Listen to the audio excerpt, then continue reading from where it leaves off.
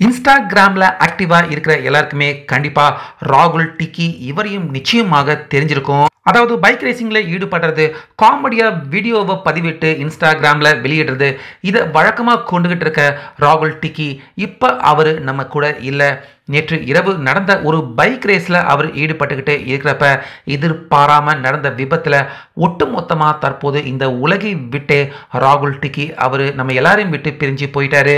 இப்படி இருக்க தன்னுடைய இந்த இறப்பு, இதை பத்தி ராகுல் டிக்கி அவர் முன்கூட்டியே அவர் கணிச்சிருப்பாரோ என்னமோ தெரியல. சமீபத்தில் அவர் வெளியிட்டிருந்த ஒரு இன்ஸ்டாகிராம் வீடியோவில் அவருக்கு இந்த மாதிரியான ஒரு பயங்கரமான துயரமான சம்பவம் நடக்க போகுது அப்படிங்கிறத ராகுல் டிக்கி அவரே பார்த்தீங்கன்னா அவருடைய வீடியோ மூலியமா அவர் அந்த வீடியோவில் அவரே பார்த்தீங்கன்னா வெளிப்படுத்தியிருப்பாரு. அது மட்டும் இல்லாமல் இன்ஸ்டாவில் அவர் ரசிகர்களுக்காக போடுறதுக்காக கடைசியாக அவர் எடுத்து வச்சிருந்த அந்த வீடியோவை பதிவேற்றம் செய்யாமலே தற்போது ராகுல் டிக்கி எல்லாரையும் விட்டு பிரிஞ்சு போயிருக்காரு.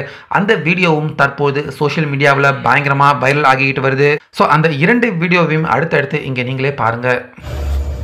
நான் தான் ராகுல் டிக்கி பேசுகிறேன். எல்லாரும் எப்படி இருக்கீங்கன்னு நினைக்கிறேன், நல்லா இருக்கீங்கன்னு நம்புகிறேன். ரெண்டாவது என்னன்னா, இப்போ நம்ம சர்ச்சுக்கு கிளம்புவோம். நான் எப்பவுமே வீக்கெண்டில் சர்ச்சுக்கு போவேன். ஸோ சர்ச்சுக்கு போகிறதுக்கு முன்னாடி நான் அங்கே இல்லாதப்பட்டவங்களுக்கு சின்ன சின்ன பிஸ்கட்ஸு, அந்த போண்டா பஜ்ஜி, அந்த மாதிரி பலகாரங்கள், சாப்பாடுகள் எல்லாம் வாங்கி தருவேன்.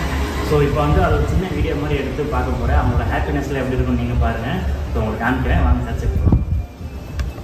சரின்ட்டு நானும் வண்டி எடுத்துகிட்டு கிளம்பிட்டேங்க. இது நான் முதல்ல ஆல்ரெடி பண்ணிட்டு இருந்தது தான். இப்போ ஹெல்த் இஷ்யூனால நான் ஹெல்ப் அவங்களுக்கு சரியாக பண்ண முடியறதில்ல. அதுவும் இல்லாமல் நான் ஃபஸ்ட் டைம் இந்த வீடியோவை நான் உங்களுக்கு நான் காமிக்கிறேன். சரின்ட்டு பிஸ்கட் கடைக்கு போயிட்டு பிஸ்கட் எல்லாம் நம்ம வாங்கிட்டு இருந்தோம். 2 மில்க் பிகிஸ் பாக்கெட்டு அவங்களுக்கு ரொம்பவே பிடிக்கும். எப்போவுமே சண்டே அவங்களுக்கு மில்க் பிகிஸ்னால் ரொம்ப பிடிக்கும்ட்டு நேராக டக்குன்னு வாங்கிட்டு பேக்குள்ளே வச்சுட்டு இந்த வெயிலேருந்து கிளம்புனா போதும் நானும் கிளம்பிட்டு அங்கே பசியில் இருப்பாங்களேன்ட்டு நேராக போய் சர்ச்சுக்கு வந்துட்டேங்க. சர்ச்சுக்கு வந்த உடனே நான் பார்த்தீங்கன்னா எனக்கு ரொம்ப நாள் கழிச்சு வந்த மாதிரி இருந்துச்சு. அங்கே ஒரு டாகுக்கு ரொம்பவே உடம்பு சரியில்லை. ஃபஸ்ட்டு அந்த டாகுக்கு தான் நான் போட்டு அவனை கொஞ்சமாக ஒன்றோட எல்லாம் சரியாக போய்டும் அப்படின்ட்டு நம்மளும் போய் ப்ரேயர் பண்ணலாம் அப்படின்ட்டு ப்ரேயர் பண்ண ஆரம்பிச்சேங்க. இதெல்லாம் நான் ஏன் பண்ணுறேன் அப்படின்னா, எனக்கு ஒருத்தவங்களை பர்சனலாக பார்த்து தான் நான் இந்த மாதிரி ஹெல்ப்லாம் பண்ணணும்னு நான் யோசிச்சுட்டு இருந்தேன்.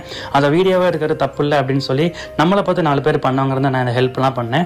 நமக்கு தெரிஞ்ச அம்மாங்களாம் வழக்கம் போல் பேசினாங்க. அப்புறம் பஸ் ஸ்டாண்டுக்கு போனோம், அங்கே நிறைய கிட்ஸ்லாம் நல்லா பேசினாங்க. இடையில நம்ம ஃபாலோவர்ஸ்லாம் வேறு நம்மளை பிடிச்சிக்கிட்டாங்க. இந்த ஹெல்ப்லாம் நீங்கள் பண்ணுறீங்க, எனக்கு சந்தோஷமாக இருக்கு ப்ரோ, நல்லா பண்ணுங்க அப்படின்ட்டு போனாங்க. ஸோ நம்மளால் முடிஞ்ச அளவுக்கு எல்லாத்துக்கும் ஹெல்ப் பண்ணுவோம். உங்களுக்கு அந்த ஹெல்ப்பிங் மைண்டோட இருந்தால் இந்த வீடியோ. கவனமாக இருங்கள். காவல்துறை, சிபிஐ, சுங்கம் அல்லது நீதிபதிகளிடமிருந்து தெரியாத எண்களில் இருந்து வீடியோ அழைப்புகள் வந்தால் பயப்பட வேண்டாம். அவர்கள் சைபர் குற்றவாளிகளாக இருக்கலாம்.